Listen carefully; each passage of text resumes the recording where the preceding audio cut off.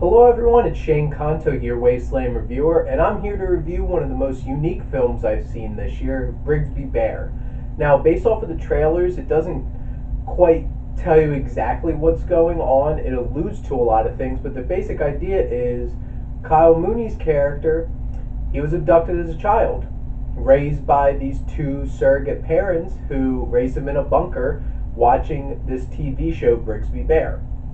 He gets returned to his real family, and now he has to deal with all these things that he's been through, and he copes through Brigsby Bear. Now, this is a very interesting film, and didn't realize that this was produced by The Lonely Island and Lord and Miller, which that combination is, they know what they're doing when it comes to making fun, interesting, quirky things, and this film sure as hell is that. And starting off with director Dave McCary, there's a lot of finesse in how he tells his story, and he doesn't beat you over the head with anything. He kind of just lets things go. He doesn't linger on too many things. It's like he gives you just enough what you need to move along and keep the pace going and keep you engaged in this oddball situation that you're dealing with a very, very different kind of protagonist. And it's very quirky and consistent all the way throughout this film, and it just has that tone about it where it's a little offbeat, and there's certain things, and this is all the tone of this film is all set by our main character, and he's offbeat. He's been raised in a very unique, strange way, and seeing how he perceives the world around him and how people perceive him makes for a very interesting experience and a lot of interesting interactions. Now, this film is emotive and endearing. You feel for this guy, and even though he's so weird and comes off could be easily very creepy, but you feel for him because what he's been through, and it does hit emotionally, and how this impacts all the people involved. But yet it is heavy. It'll hit you. It hits in moments where his real parents are feeling like, you've been taken from us your whole entire life, and we're just trying to salvage our son. And there's moments of their frustration with his fixation on this Brigsby Bear and trying to make a film, and him trying to make friends, and his sister not being able to cope with him coming into her life and connecting with her friends, and not wanting him to mess up what she has already. And there are a lot of very human things, and it balances it all so well. The cinematographer was Christian Springer.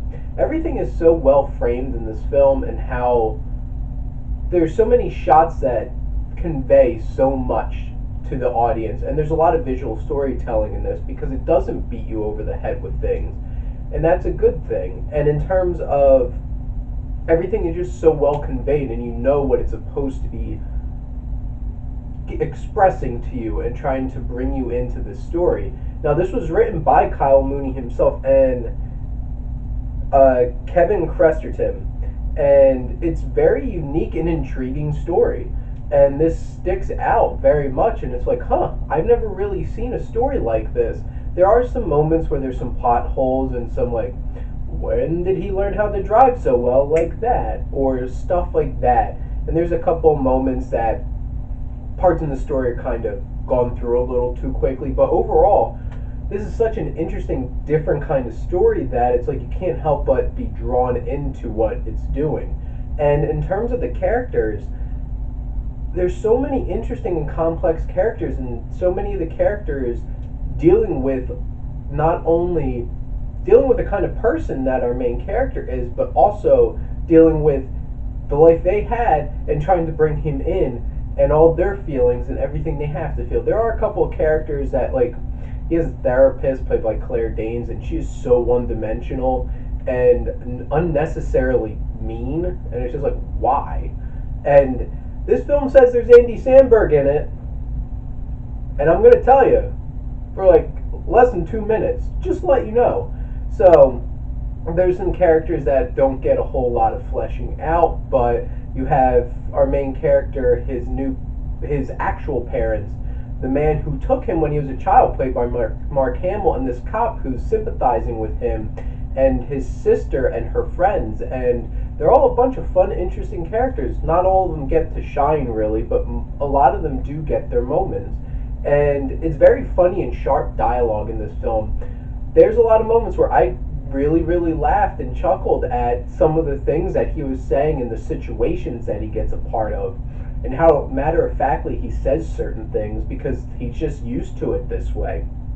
And this deals with some very deep themes of trying to find yourself and dealing with abuse and honestly brainwashing and having somebody condition you your whole entire life and trying to deal with a new world around you.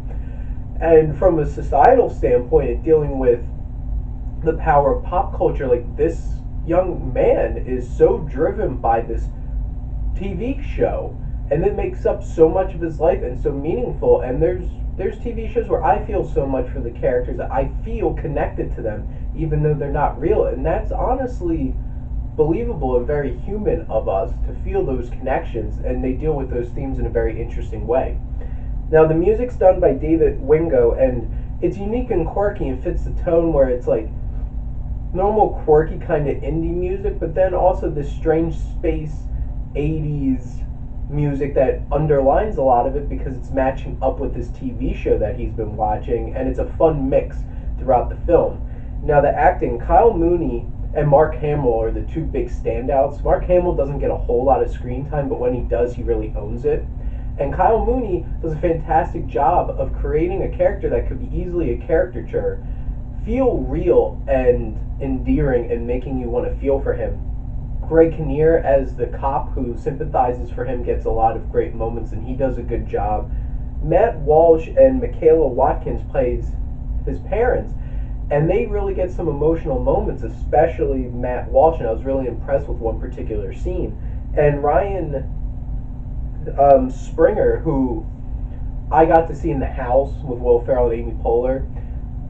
It's so interesting how she presents herself in this film, and little quirks and physical fit choices she makes that makes it seem they're definitely brother and sister. You can easily tell them. They haven't even been around each other for their whole entire lives, and I really like that.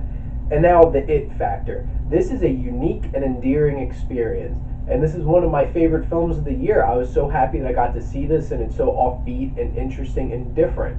This is up there with Colossal as such great, quirky, weird, out of left field kind of films that pop up and rival some of the big films that I'm excited about. I'm going to give Brigsby Bear an A.